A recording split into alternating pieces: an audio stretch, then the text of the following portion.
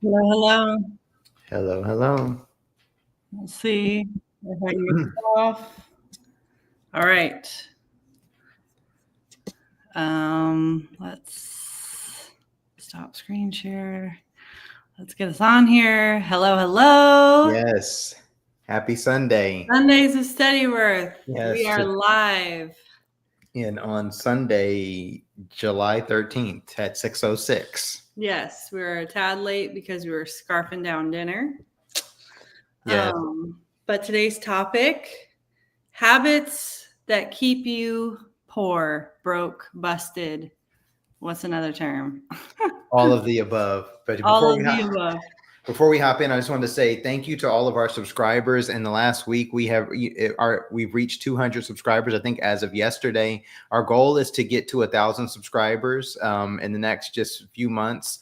And so we looked at our analytics and we saw that majority of the people who watch our content are not subscribed. So if you're watching this and you're getting some value from it, please go ahead and subscribe, like the video. It will notify you when we have future videos coming up, and we would just appreciate the support. You know, the more subscribers we get and the more people who like it actually gets us through the analytics so that we could get our message on just being a blessing and helping people grow their finances and take charge of their financial future. We're trying to get this out to the world. So thank you for tuning in with us today to Sundays with Steadyworth.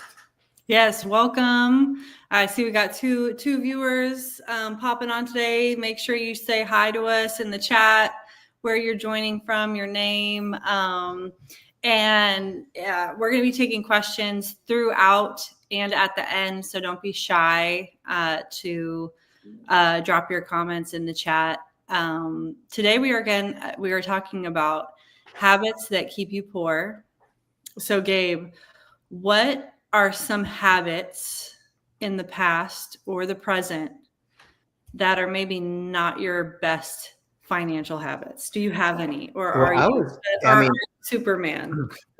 Definitely not. I mean, one, which is, I don't want to give a spoiler alert, but one habit that I had in the past that definitely is a bad one, and it's going to be one of the ones we're going to touching on today, is living beyond your means. I mean, I remember being in grad school, living off student loans, and I'm still going shopping and doing all kinds of stuff. So, the living beyond your means is a big one. And I would even venture to say that, I don't want to go into too much of that one before we get there, but it's just like, even when you're working a job and you're making money, but as you're in that paycheck to paycheck, like if you're working a job making money and in that paycheck to paycheck, that's probably a thing of living beyond the means if it's that tight. And so so that one was one. Another one that I share often too is taking someone, trying to use an investment strategy that I don't know. So like taking someone else's investment strategy. I had a buddy who was into flipping watches, and he was making good money off of it. So I thought I'd give it a try. But he actually had a background in jewelry, so he knew about watches and what point to buy, what point to sell. And I was just trying to learn a little bit and trying to do the same thing. And, and I got into technically, I guess you would call it a trade. I bought in, trying to flip, actually lost money into it. So, it's like, you don't want to be guessing or trying to do something that's beyond your skill level, because that'd definitely, I was in there trying to make money and I'm in there losing money. Yeah. How about you? Yeah. So, those are two good ones. I think my biggest one is like a broad one, and it's probably avoidance. So like I'll go, oh, I'll do that later, or I'll sit down and check my expenses later. That was something that really plagued me in my early years. I was so nervous, scared, fearful of money, fearful of not having any money, that sitting down, doing the budget, assessing my spending was just something that I always avoided. I always put off, and I almost never did. And so I think that actually cost me quite a bit of money over the years, because I wasn't sure where anything was going and I always felt poor. So every money decision I made felt overwhelming. I wasn't sure if I was making the right decision or not. I didn't know if I had enough money. I would put it on the credit card, then think I couldn't pay the credit card off, even though I had plenty of money in my bank account. I had like almost artificial rules in my mind of how to do it, instead of actually looking at the numbers and actually looking at the transactions. And so I would say one of my biggest ones is avoidance. And I would say I haven't fully overcome that yet. So I've definitely gotten better, obviously, as a co-founder of a financial education company married to a CFP. You can only avoid your finances so much. So I've definitely gotten better. But yeah, I think that is something that cost me a lot of money in my younger years, and can cost a lot of people a lot of money over the years, because they just don't want to look at it. They want to, just sweep everything under the rug and not think too much about it. And you have a famous quote that you say, if you don't know where your money went, you're going to have to ask, or if you don't, what is it? If you don't tell your money where to go, you have to ask where it went, which that's not my quote. I just heard somebody say it. I have no idea. I would like to give credit to the person. I probably need to chat GPT where that thing came from, but somebody told me that quote or shared it in a workshop that we were doing back in 2020. And it's just stuck with me ever since. Yeah. Yeah. So, okay. Those are our mistakes. If you're watching and you want to share some of the things or habits that you feel like get in your way of financial success, please, again, drop them in the chat. We would love to hear them, talk through them, and see if there's something we're going to address today. And so the main goal of today is to talk about the habits that really keep you poor and how you can change them or shift your mindset around them to achieve to be financially successful in your life and live a life that you're genuinely excited about. So super excited to be here. I'm Laura Walters, co-founder of Steadyworth. This is my husband, Gabe, CFP.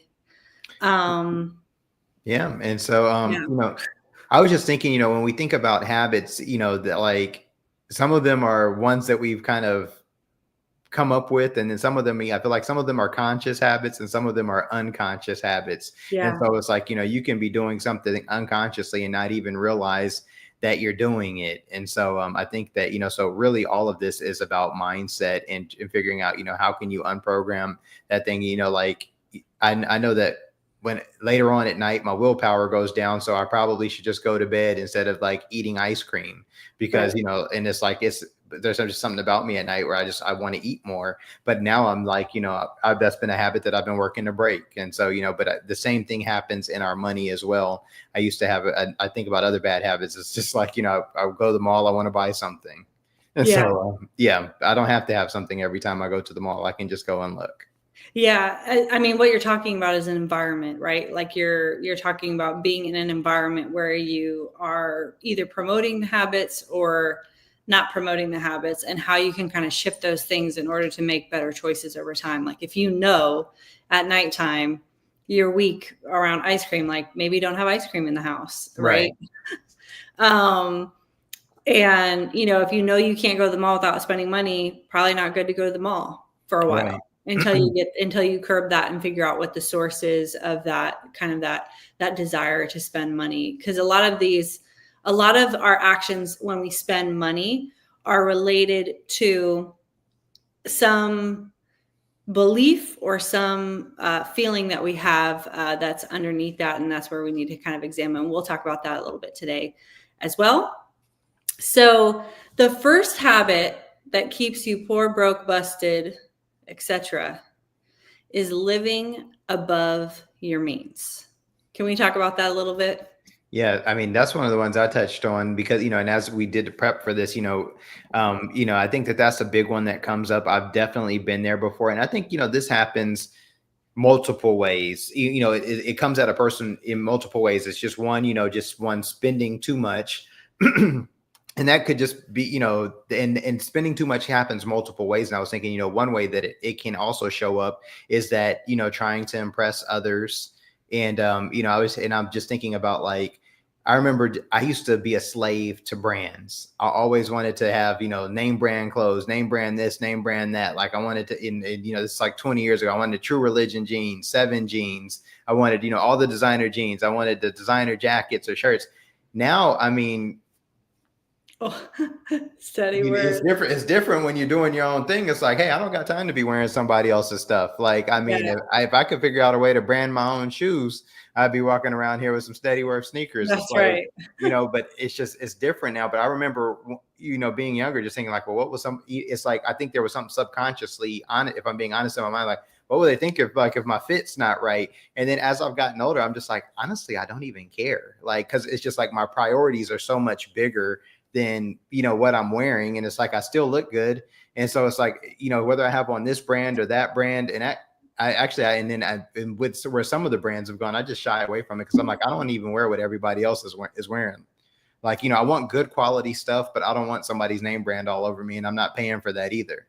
And so, I think that's a big one, going to living beyond your means. I think also just trying to keep up. If you have a friend who maybe makes more money than you do, and then, they're going on vacations doing stuff, and you want to do all of the things too, but, you don't make the same amount of money. And then, I think there's also like, just also there can be a level of boredom when you're like, because I feel like, when there's been times where I'm not like dialed into what I need to be doing. So then I get distracted by, oh, I'm watching, this on YouTube, or now this is my new hobby or whatever it is. Like, I go through different things. So, I mean, like earlier this year, which I'm still into it, I really got into cast iron pans. And so I've been able to make it all 6 months, of me being into cast iron pans with 2 cast iron pans. But, but in my mind, I'm like, I want to buy the whole set, like a whole, $2,000-$3,000 set of cast iron pans. Do I need that many cast iron pans? Probably not. But, but I get into these things. But then as I, but then I'm like, this is almost like a lightweight distraction. What are the things I need to dial into more that I'm doing with work? So it's like, we're dialed into Sundays with Steadyworth. And so now this is taking up more time than me watching cast iron pan videos. That's right. But so I think that sometimes we can be bored, and then it's like, then all of a sudden we're spending money being bored on things that, don't really matter. And so I really feel like when it comes to people living beyond their means, one of the biggest things that you need to do is you really need to organize your priorities. Because when you have your priorities in proper organization, then it's like, hey, am I voting for when I spend $1, I vote with this. So I'm like, am I voting for what my priority is, or am I voting to go against my priority? And so, when I got really clear that, hey, I want to start Steadyworth, then like, and that was very clear in my mind. And I knew I was like, hey, I'm going to have to, have a certain amount of money to do this. I'm actually going to be stepping away from my job, that we're going to be losing in income,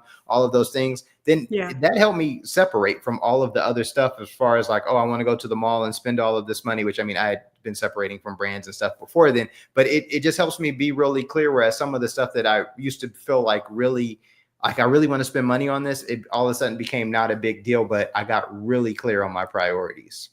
Yeah, I mean, I'm just thinking back to like in my 20s when I just started my career. I had all my friends in the city, and one of my top priorities was hanging out with my friends. 1,000%. Going out to eat. That's how we would connect. We would go do stuff that cost money. We would go on trips. And so I didn't want to not do that then. And it would be interesting if I could go back in time, like what it would look like if I actually budgeted my money out to do all of those things and just let myself have that be a priority. And, like how many times did I go to the grocery store because I was going to make more food that week and then throw all that food away because I went out to eat 5-6 times because someone invited me to go out to eat. And that was what I wanted to do versus cook the food. Grocery prices back then were a little bit different, and I was only buying for one person. But I think, we can get caught up in like, well, I should be doing this, but really my priority is this. So how can I just organize my finances in a way that supports that priority right now? And as we grow, learn, develop, shift, our priorities shift. And so therefore our money and our budget should shift as well. Absolutely. So I was just going to read a couple of things. So around 53% of people claim to live paycheck to paycheck. So that's about half. So, that's a lot. That's a lot of people. Then I was just going to read a couple of these statistics. Let's see if there's any other ones that kind of seem interesting. Average household credit card debt is about $9,000. So those are some interesting things around just living above your means possibly, or not having a savings account or emergency fund and needing to put that stuff on a credit card. That happens faster than you know it. But basically the key takeaway for this one is if you're living above your means, you may want to examine your priorities and realign your budget to kind of align with that, or realize that, okay, maybe my money isn't going towards any of my priorities at all. Right. No, I definitely agree. Yeah, you definitely want to. And I think that, like you said, when you're in a season, like maybe you're younger and you're like, hey, I think you want to embrace that. Hey, part of my priority, I want part of my priority in my budget to be hanging out, if that's something that, you want to do. And I definitely, I feel like I was probably in denial. And also when you hang out, when I would hang out, I probably spend more money than what I would think that I would want to spend. Because, you go out with friends, especially if you're at a bar, one person buys around, the next person buys around, you buy around, and then it goes around again. And then, so it's like, so before you know it, it's like, yeah, it adds up quick. And we grew up in the FOMO era. So yeah, it's like you don't want to miss out. If you had any sort of doubt or hesitation, someone would yell out FOMO and you just swipe the card, right? Yeah. So, I mean, yeah, I just feel like it's much different now. Like I could easily go out to a bar with friends, not drink. Like I don't even care, because I don't even sleep as well anymore when I drink alcohol. Right. Have sparkling water, be like, yo, I think I'm good. Just grab me a water and bounce. But I mean, yeah. What would you say to someone who's maybe in that position where they're kind of in the middle? Like they're a part of a group of friends, or their community is kind of going one way, but they're feeling the shift to kind of, shift their priorities, but they're feeling that, I don't want to disconnect from my community because then I'll be really isolated, but I also want to go for these goals and get my money right. Like, what would you say to someone who's kind of struggling with that? Because I think that happens a lot. Right. I would say, I think you probably need to join a community, or at least find a friend who's on board with something that you're doing. So it's not that you're not being friends with those people anymore, but the thing is that it's either you need to find a support system, or you have to have an extreme amount of discipline if you don't have a support system. But, because it's like you want to get some help. I mean, when I went to start a business, all of my friends work jobs except for two. And so it's like nobody who I'm friends with who works jobs can kind of quite understand what I'm doing, staying up all night, working weekends, trying to figure this thing out, to leave my job, to start this business, and to not be making any money, to be doing all this stuff, to, still be launching this thing. But other people who are on the journey of starting business understand that. But you can't have the same type of entrepreneur conversations with people who have jobs, because just they can't relate. The grid is different. When you have a job, you show up at the time you're supposed to show up, you leave at the time you're supposed to leave, you get paid vacation, benefits, all of the stuff. Whereas, when you're an entrepreneur, everything you have to do is yourself. So it's like, when you shift to make something that extreme, you need a support system. So if all of a sudden you're going after financial goals, you're trying to wind in your spending and, organize your priorities, it's like, hey, you probably want to join a group, or at least have one friend, or find a friend, somebody who's trying to do the same thing, that can help hold you accountable, and you guys can walk that road together, just because, it's going to be very difficult if you don't, have some sort of community. Yeah. And one thing I'm thinking about too, and I talk a lot about this with clients who are getting life coaching with me, is a lot of people have conflicting values, right? So it's like, I have this value to build financial security, or build financial success potentially, or just do better with my money, or whatever it is, or start a business, whatever it is. Then I also have like a big value of connection and community, where I want to be connected with my friends and these people. And so it's like, you have to be able to balance that, not necessarily give one up, and understand that there's a tension between the two, not necessarily one is more important than the other. And some values can be more important in certain seasons, depending on your goals and your priorities. And so really understanding what your goals and priorities are, back to the last one, and then what your values are, and how you're going to trade that off, and how you're still going to live out both when you pursue both, right? And to your point, sometimes that does mean disconnecting from a current community, because maybe they aren't the best. Maybe it just means disconnecting from some of those people in that community and transitioning. And that can be hard, but it is, if you really want to go after your goal and your priority, it's necessary to draw boundaries. Yeah, I think, but I mean, you can also have multiple friend groups. I mean, I have friends that I play, that I talk about golf with, friends that I talk about baseball with, friends that are entrepreneur friends, friends that I go to church with, friends that we talk cooking with, so that's right. So it's like, make some new friends, and they're out there. So if I can guarantee you start, working on getting your finances in order, and you start going down that path, you're going to meet people who are also going down that path. Just like, whatever career choice you're in, before you decided to go down that career choice, you likely didn't know anybody there. Then you went to college, and you met other people who were possibly in that career choice. So you got out of college and started trying out different jobs, and then you met people there. So start traveling that path. You'll meet people along the way. Yeah. And I feel like this is kind of a good segue to our next habit that kind of keeps people poor, broke, busted, is they avoid financial education. Absolutely. Yeah. I mean, what does it say? What Warren Buffett, he says, the more you learn, the more you earn.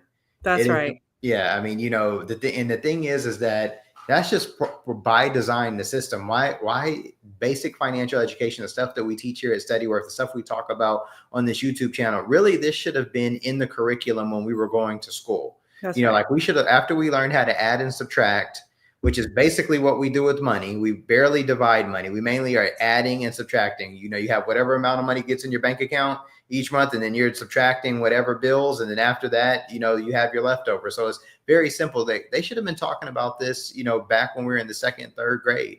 And so you don't learn about any of this stuff. You go through all of these high level math classes through high school, and then all of a sudden you get in your freshman in college, and you get sent 3 credit cards that you can do unlimited spending on. And you don't have any idea about credit score, credit cards, how this works, bank account. We don't talk about any of this stuff. But then there's some sort of societal norm where you think that you're supposed to know all this stuff. So then it's like taboo wrong with you if you ask for help. Yeah. And so it's like, but if you needed help, learning how to cook, cook whatever, you would probably ask for it, or possibly not. We were at church today, and this one lady had some young kids, and they didn't know how to pop popcorn. She left the house, and they were, they pop one bag for 5 minutes, another bag for 1 minute, scotch taped it up, put it back in there, and they're eating, tape and popcorn all at the same time. So, but I mean, those are young kids, but as adults, we would ask, or we would read the directions. And so I think there's just way too many resources out here.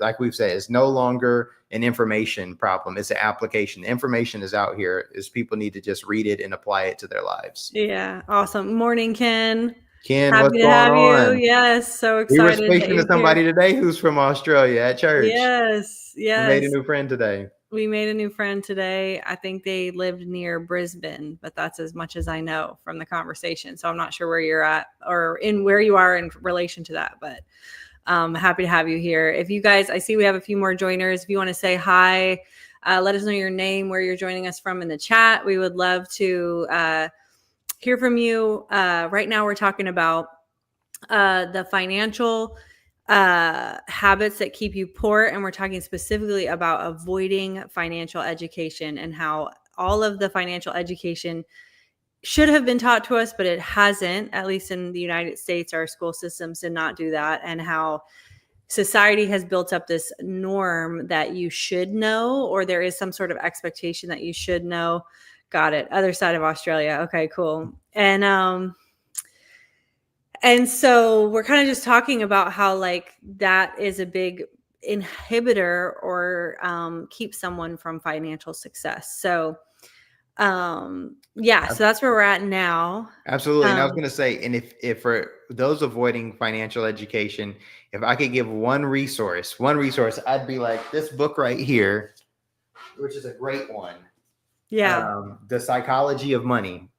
An awesome book. If you read one book on money, I would say to read this book. This is a great, it just goes over mindset, all kinds of stuff. This isn't a tactical book about how to invest, but so many great stories in here. I mean, this book, this should be required high school reading. This is an awesome book. Feel free to get that. Yeah. By Morgan Hagel. Hansel. And he's also on, this guy who wrote this book is also on the Diary of a CEO podcast. I think the guy who's the Diary of the CEO, his name is Stephen Bartlett, I think is his name. Yeah, but if you look it up on YouTube, but he's interviewing this guy. They just came out with the podcast. They just did a podcast where he's and Stephen is an excellent interviewer. And they just dropped a podcast within the last 4 weeks or so. I forget what it's called. We can put it in the show notes, but worth checking out. Yeah.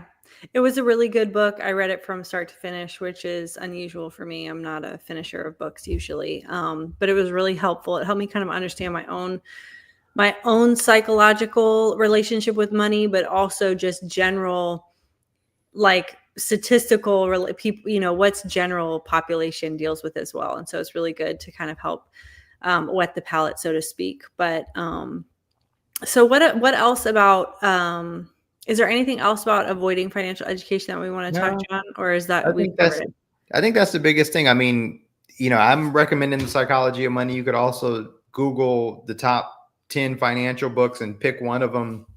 I think that the best place to start is just to start. Yeah, absolutely. If you listen to this podcast, this is a great thing. You can go back and listen to every YouTube video that we have, and you're on the way to an amazing financial education. As you do that, though, make sure you like and subscribe. We would greatly appreciate your support. That's right. So the third thing that kind of keeps people poor, broke, busted is they lack goals. Yes. And which is basically kind of also what we talked about on the first one, which is living beyond your means. And I was saying, one way to not live beyond your means is to make sure people need to understand money and how, yes, absolutely. That's a good point. People need to understand money and how inflation is making them poor. We were just having dinner a minute ago before we started this, Ken, and I was talking about, I was like, if one of the examples I like to use that if we were playing Monopoly, if we all sat down and played Monopoly and I said, hey, we're going to play Monopoly, but and the game has like maybe $20,000 in Monopoly money, but I'm sitting down and I have my printer and I can print unlimited amounts of money as we play the game. But as I print the money, I don't give it to everyone. I'm over the board. I'm over the game. So I just give it to people who do things that are according to my agenda and my goals. Generally, nobody's going to want to play. After a while, nobody's going to want to play with me because as I put more money into the game, people's buying power is going to go down. And that's really what's happening with the government right now. It's like, and that's not just the US government, that's any government that has the power to print money. They just can turn on those same dollars that we have to work for, that we literally show up to our jobs. We work 8 hours a week, sometimes 10 hours a week, 12 hours a week. They don't have to do proof of work for theirs. The government doesn't have to do any proof of work. It collects taxes, which is money that we made. Then it still spends way more than it has coming in. And it does that by just turning on the same amount of money that we're working for. It just turns on the printer, just hits a button. It comes out, then they send it to where they want to send it to. And they don't send any extra to us. Yeah. Yeah. So if I was doing that in a game, everybody would stop playing with me. It wouldn't be 1,000%. You'd be like, this is no fun. Yeah. Yeah. And so people, we've touched on this a little bit in the first one, like people live beyond their means because they're maybe not clear on what their priorities are. But I think there's another big piece of it where I think there's only like 80, what's the statistic? Like how many people actually have their goals written down somewhere? I forget what the statistic I think it's like, let me see if I can pull it up. It's not that many. But but while you're looking it up, and I'm going to say that's what we were talking about in how to stop living beyond your means, is basically having meaningful goals first.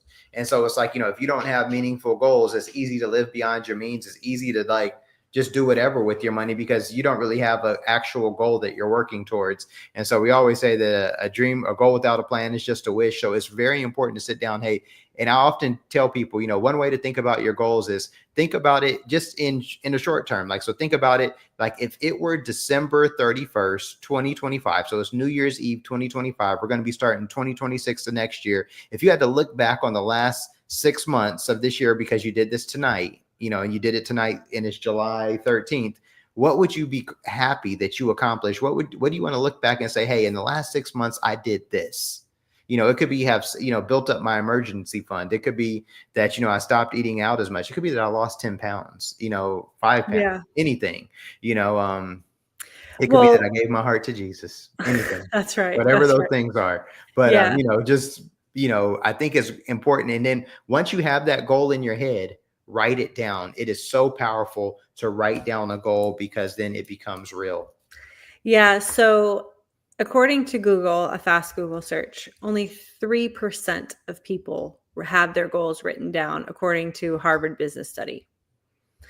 And the people who have those goals written down, it increases their chances of achieving them by 42%. But on average, 83% of people don't even have goals. Like they're not even in their brain. So they don't have any goals. So they're not going towards anything. They don't have any big goal. 14% of people have goals, but don't write them down. And only 3% have written goals. So I think this is a huge thing that holds people back. I don't know. There's a variety of different reasons about why people don't write their goals down, whether it's fear of not accomplishing it, or they don't know how to go about accomplishing it, or maybe they have an expectation that it should go a certain way and they're scared it won't go that way, or I'm not sure. If you guys have any thoughts about that. I know historically speaking, I would not write down goals because I was fearful like I wouldn't be able to accomplish it as a very performance driven person. Dig into, we should touch on that, because it's like when you set a big goal, when you set a goal, it should be big enough where you have some limiting beliefs that come up in your head. Yeah, that's right. Because if your goals don't have, if no limiting beliefs come up in your head, your goals are too small. This is something I say all the time. It's like when I get off this call, before I go to bed, I'm going to need to I'm going to go brush my teeth. I have no limiting beliefs about brushing my teeth. I'm a professional teeth brusher.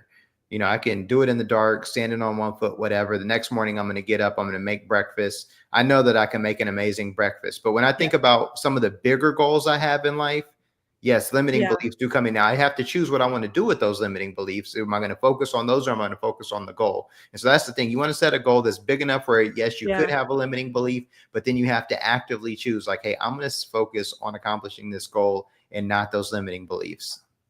And I think there is something, we just ran, we do like a 3-day money challenge where we walk 3 people through like how, we help them kind of identify their current their current financial state, what their vision is. We help them understand what their mindset is. And then on the last day, we kind of help them build a freedom plan. And, sometimes people come into that and they're very hesitant about what it is what their vision is, what their goals are. And then by day 3, they kind of have a little bit more of a depth and understanding, and they've been building it up over time. And they're a lot more clear, like, okay, yeah, this is my goal. I need to be more specific about this. And if I'm more specific about this, I can kind of write down the things that are going to help me get there, or I can get some clarity about what steps I need to take. And so I think a lot of times if we don't do that, we're just kind of living in a cloud. And it's really hard to take steps and make progress if we don't do that. And that prevents a lot of people from being financially successful because they just don't want to sit down and write the goal down. Yes. And make the plan, right? Writing is a beautiful thing, and it's therapeutic.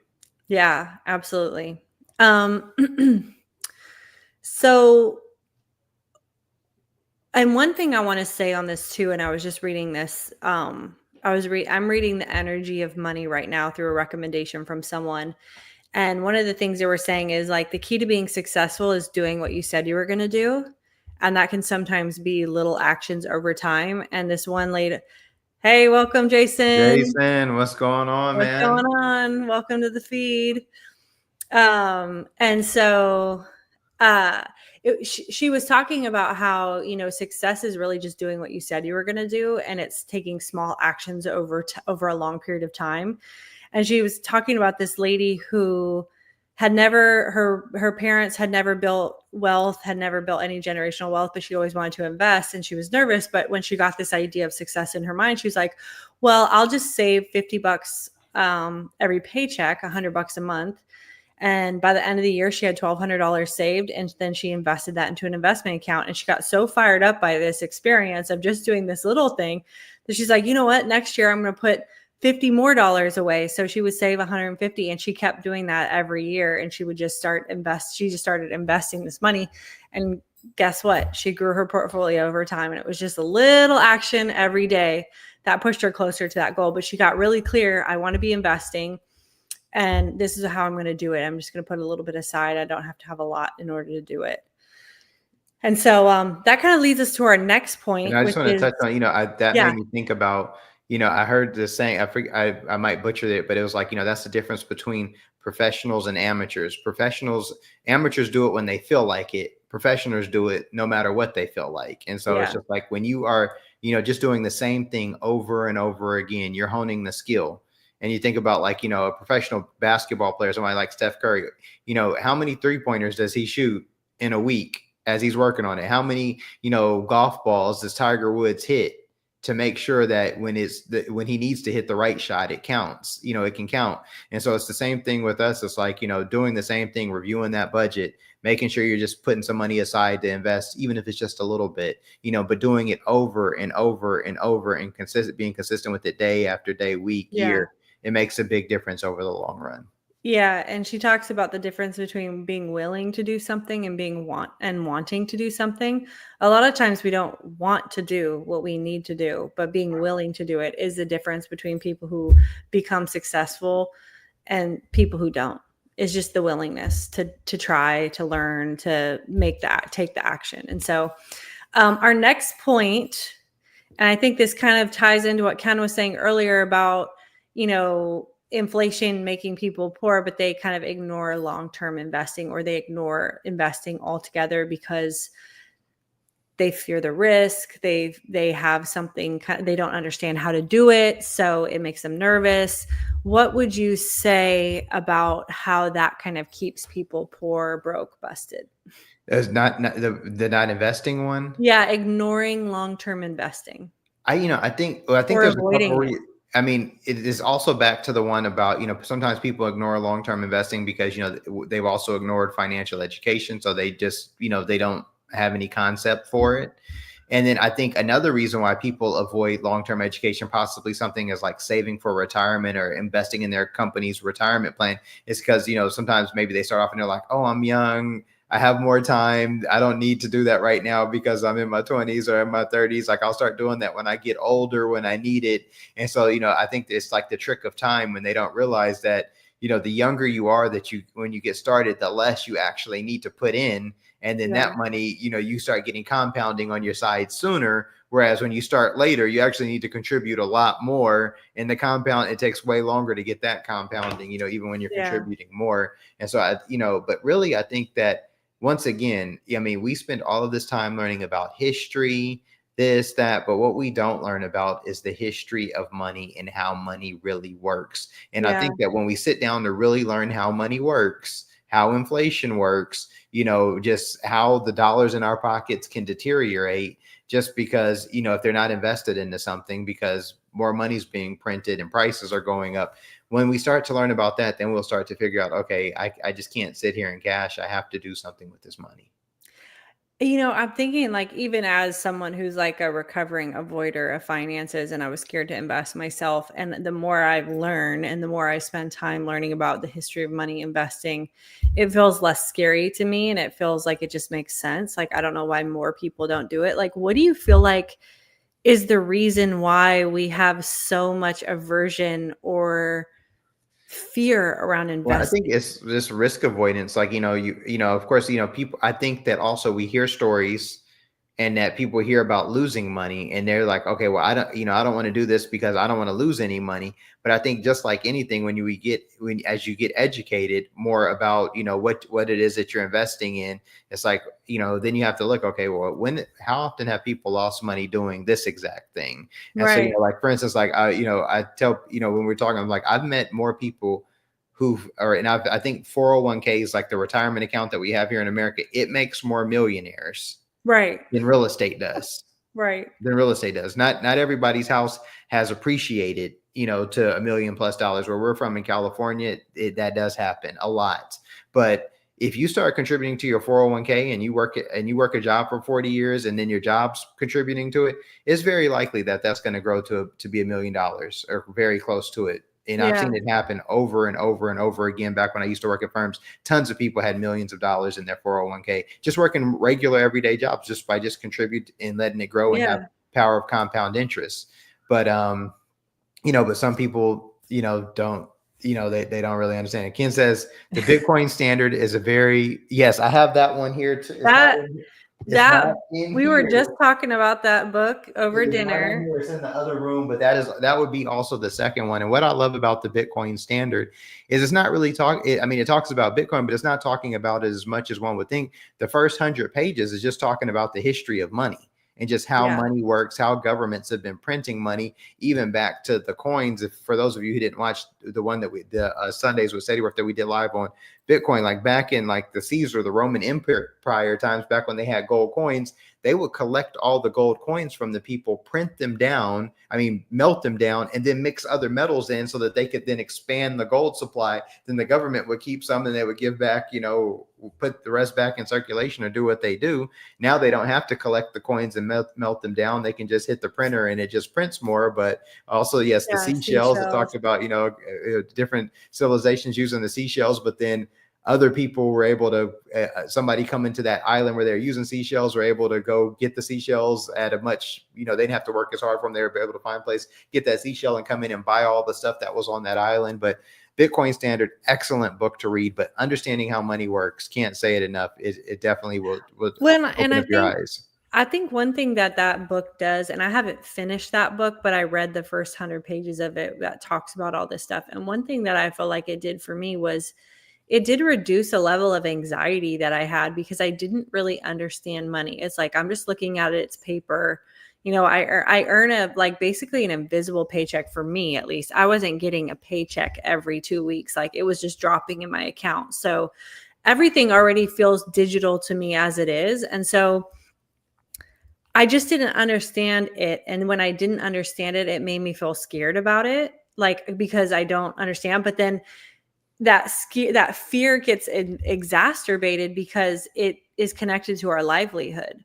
And it's like, if we don't have it, we can't pay our bills, then, it ties into our level of security, our level of safety, or are we going to be able to do what we want to do? Or are we going to live in a tent on the street? What is it? And so I think it does kind of run deep, and they're understanding it. And this goes back to people avoiding financial education. Like understanding things actually reduces your anxiety. Like a lot of people are stressed about money because they don't understand how it works. And if you started to understand how it works, it probably would stress you out less. Yes. And I'm saying Ken just said that, I just looked it up. Ken just said that there is a you can listen to the Bitcoin Standard on YouTube. I just did a quick search. I didn't find the exact link, but if we find it, I'll put it in the show notes. But he said that it basically, I believe there's an audio version on YouTube, but I won't spend the whole show looking for it. But If you I'll have it definitely do handy, Ken, you can drop it in the chat. That would be awesome. If not, don't that'd worry be about awesome. But yeah, excellent book to read. Yeah. Yeah, it definitely helped me a lot overcome some of my fears and anxiety around money, around getting money, around the value of money, around investing, all this stuff. And so a lot of things just make more sense to me now because I've read it. I'm sure there's someone who's done a summary on it on YouTube. Oh yeah, when I just looked it up, there's several review videos. Yeah, maybe we'll do a Steadyworth review video on it. Maybe we should. I probably should read the rest of the book too. Okay, so far I'm just going to recap. We've gone through about 4 different habits that keep people poor. One is living above their means, so spending more than they make. 2 is avoiding financial education, so not spending time investing and learning about money, learning about your finances. Lack of goals. So only 3% of people write their goals down, which significantly reduces the amount of people who can accomplish their goals. And then ignoring long-term investing. And then the last one, which we've touched on a little bit, is the fear of asking for help. Yes, that is a big one too. Well, we touched on it. It's like everybody, for whatever reason, I feel like a lot of people feel like they're supposed to know what they need to know about money. And so then they're embarrassed to ask for help when they don't know. And I'm like, especially when you just think about taxes, like who can know the tax code unless you studied that? Like taxes is one of the most confusing things. I mean, they write it intentionally to be confusing. And so, so it's like, there's no way that you could just know about taxes inherently. And we learn nothing about taxes. It's crazy that we don't learn about taxes in school, considering that our income is taxed and then everything we buy has a tax on it. That's right. So we pay taxes both ways. All the money we make is taxed and everything we buy, we pay taxes on, but we don't learn anything about taxes in school. Why is that? Yeah. So, I'm like maybe in civics or economics, maybe we learned about it, but it was like a small pin in a haystack. Having to pay taxes being one of the biggest bills that you will pay your entire life. You would think there will probably be a course on it every year in school just to kind of bring you along, just because there's so many taxes, just like how in life there is. I mean, you get a summer job, you're paying an income tax. Then when going to the store, you're paying sales tax. Then as you get older, if you have investment accounts, you're paying taxes on that. You buy a house, you have capital gains and you sell it, you're paying taxes on that. You die, there's a death tax, estate planning tax, like you have to file taxes. Like, why wouldn't they teach you about any of this stuff? And a lot of people don't know this. I'm one of those people who thought getting a tax return every year was a great thing. Yeah. And so really, I didn't realize that I was basically loaning my money out interest-free to the government, and I just didn't know anything about it. So I didn't do anything. Absolutely. So, so there's, there's just this stigma about asking for help or getting help. And once again, I think, starting with the book is a great place to start, or starting with some, maybe it's a little bit trickier when you get on YouTube videos because everybody has their own thing. You're on a YouTube video right now, but one thing that I say that we do is when we teach about money, we teach the fundamentals. And when you learn the fundamentals of something, you can always build from there. So you have to watch when you're getting actual strategy from someone. But the thing that you can never go wrong with is what are the fundamentals of this thing? Think about any sport you would be playing or cooking or any of the things. As long as you know the fundamentals of it, you can grow from there. And so I think when you're looking for, to learn about money, you really want to first learn what are the fundamental things, like how to, maybe track your spending, build a budget, how to live within your means, learning things about how you actually relate to money, because we all mentally relate to money differently, learning that about yourself, those are things, I would consider those things the fundamentals. Investing is not a fundamental, that's a step up. And so, that's a part two. But first, just even learning how you relate to money in general would be a fundamental thing. So I would encourage. Yeah.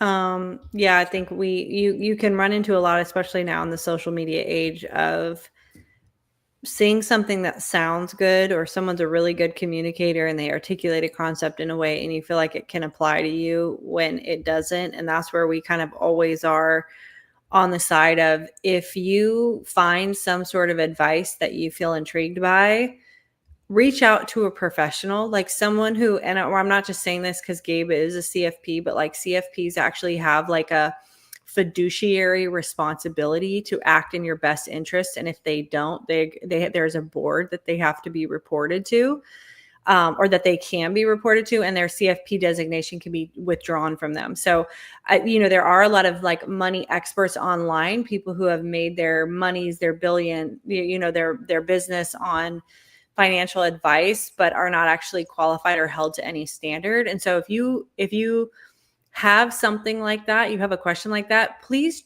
reach out to us. We do that. We answer financial planning leave that questions all question the in the time. comments. Email us. You can email us. We're here every Sunday night at 6. You can come on and ask that question, regardless of whether it's related to the topic or not. But it's really important to make sure that you're getting advice from people who are actually held to some level of accountability, because that's what happens with people is they don't, and they get scammed.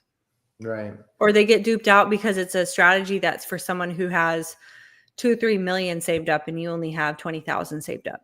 So just keep that in mind. It's a little bit of a tangent, but it goes back to asking for help, like being willing to. We always, I used to always say this, especially early in my career, if I was talking to someone who just started their career, like, don't be afraid to look stupid. It's okay. Like, like that's how you get smart. Like, that's how you get smart. Like when I was going in my career, I always asked a dumb question because I'm like, I know somebody else is thinking this. And if I ask this question, I'm going to be one step closer to being smarter in this area. And so it's like, think about it like that. Like if I ask this dumb question, I'm going to be one step closer. I'm going to be one fact smarter, or one step up than what I was before. And so it's not a bad thing to not know. Right. And so, and as we, as we talk about asking for help, I'm gonna give a shameless plug that this Thursday at 7:30, is it 7:30 p.m.? Yep. 7:30 p.m. Eastern time, we're actually going to be running one of our workshops called the 6 Roadblocks to Financial Freedom and How to Break Through. It's a free workshop.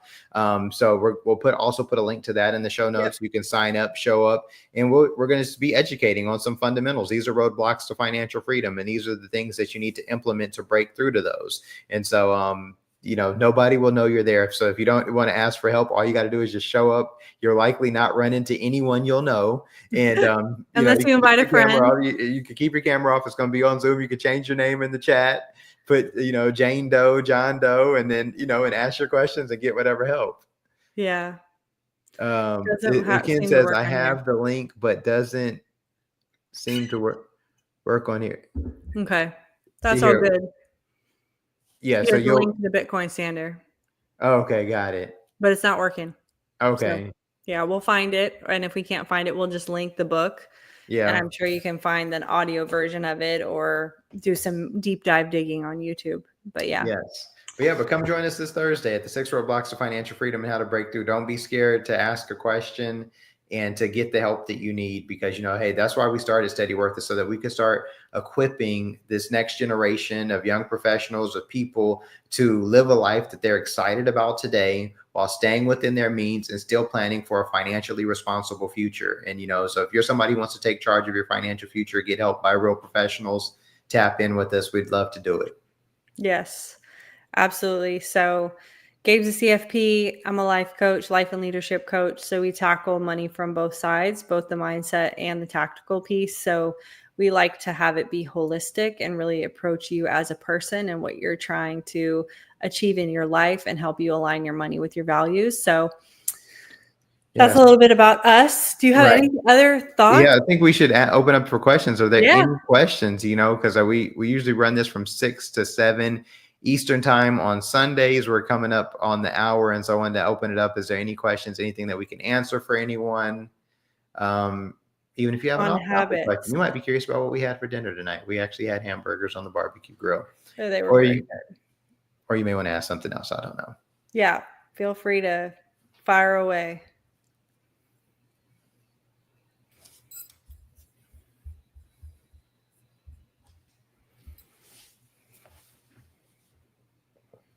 Let's see.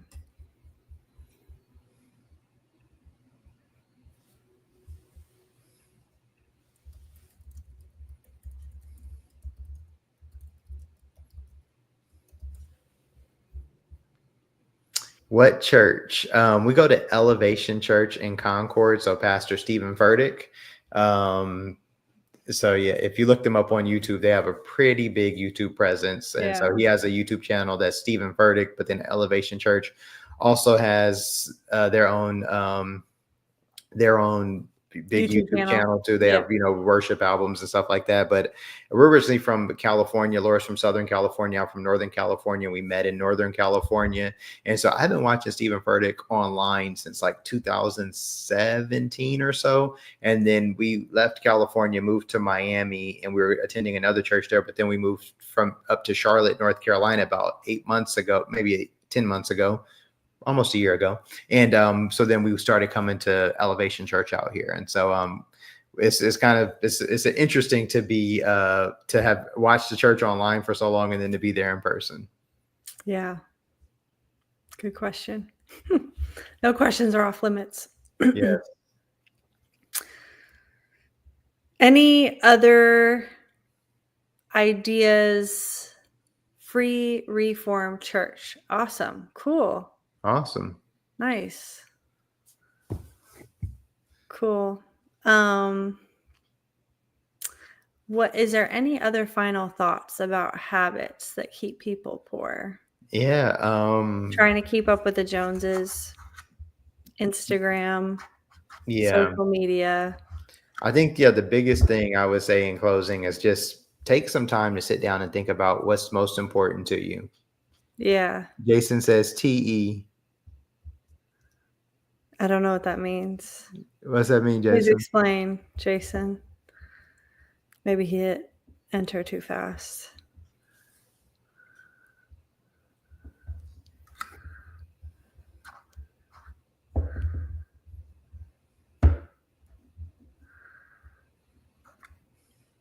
I'm trying to think of if there's anything. What were you going to say in closing?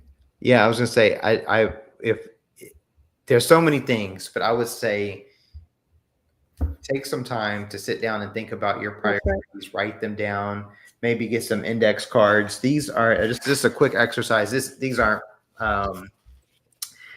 goals on this, but I like to take goals and I like to write them down on index cards. And then I'll put them in order of importance. So, I like to write one goal per index card. These aren't goals. This is something else on these. But write one goal on each index card. And then on the back, so write one goal. Then on the back of the index card, write 2 to 3 things that you need to do to accomplish that goal. And write it out get as many index cards as you can. Don't do this on a piece of paper. Do it on index cards. And then take the cards and then put them in order of importance to you. Which one's going to be my top? Which one's my second? Which one's my third? And so then you have your top goals and the 2 to 3 things that you need to do to accomplish that goal. And you'll see that the 2 to 3 things that you're going to need on almost every financial goal, all of them are going to require that you start putting money towards it and time towards it. And so they're all going to be probably competing on some levels. And so you have to get really clear on which ones are the most important to you. So I would really say in takeaway, that would be a great habit to implement. Write down those goals, put them in order of importance on some index cards. Jason says, really interested in the Bitcoin perspective. Seems like a game changer. Absolutely. Sorry, that was a mistake. Oh, good. Yes. Jason, I was going to say, we're going to talk more about the Bitcoin standard and we might have to do a history of money live, possibly. Yes. That might be next week. We'll see. Yes. Yeah. Listen to the book. Yeah. And actually, because I've gotten a book that I haven't read. Somebody got me this book a long time ago, a family friend. I've been meaning to read this book and I was, after I read the Bitcoin standard, I was going to get, it's called The Ascent of Money. And I'm interested. Thick. Huh? Show the thickness. It's almost thicker than one of my Yeah. lenses on my glasses. Yeah, it's a thick one. Yeah, this thing probably like 500-600 pages or something. But I'm curious to see if it covers on, if this is like a deeper dive on like, what the first 100 pages of the Bitcoin talks about, where it talks about the history of it. So Yeah. I really do want to dive into this as well, just to, yeah. And do you want to reiterate what you said at the beginning about subscribers? And yes. So in closing, the other thing I was going to say is that we found that a lot of people who watch our content, because we're able to see the analytics, some of the people who watch our content aren't subscribed. So we would greatly appreciate that if you're not subscribed, please subscribe to the show, like the channel. When you like the video and you subscribe, it also helps us with the algorithm to get our message about financial education and financial freedom out to the world. Our goal is to get 1,000 subscribers, is to work up to our first 1,000. We actually just broke 200 subscribers today. Thank you for everyone who subscribed. We greatly appreciate your time. Your time is your one resource that you cannot make more of. And we greatly appreciate you for spending it with us today on Sundays with Steadyworth. Thank you so much. Thank you so much. And we do have some people still watching. So if you have any questions about anything money related, life related, how do I create goals? How do I sit down and create a budget? Please drop them in the chat. Pretty soon, when I get a little bit more savvy with our live stream, we'll actually invite guests on to the screen to ask their questions. I haven't quite got there yet, but we'll try. So if you guys have any other questions that you want us to answer about habits, mindset, or if you have a topic you want us to cover in the future, feel free. We can we'll take a topic, and we're also going to be working to get some guests on as well, like to actually have them join the conversation with us. So maybe it's different parts of the financial planning journey. So maybe like an estate planning attorney, tax professional, insurance professional, stuff like that, just to so that we can just have conversations around it and ask questions. Absolutely. Even drop a key takeaway from the conversation in the chat would be awesome. Yeah. And any other questions? And if not, we're probably going to wind it on down for the day. Happy Sunday to Ken. Happy Monday morning. Hope you have a great week. I hope you all have a great week. Ken's joining us from Australia, so he's living in the future. He's in the future. He knows what's going to happen tomorrow. So yes. Yeah, we appreciate everyone who's joined us today. Yeah, feel free to reach out to us. If you have any questions, leave a comment in the chat. Let us know where you're joining us from, and like, subscribe, share with your friends. We're going to be here every Sunday at 6 p.m. Eastern for the foreseeable future. So, and please let us know what topics you guys have. Cheers, Ken. Thank you so much again. And 3 weeks in a row. We appreciate your support so much. Yes.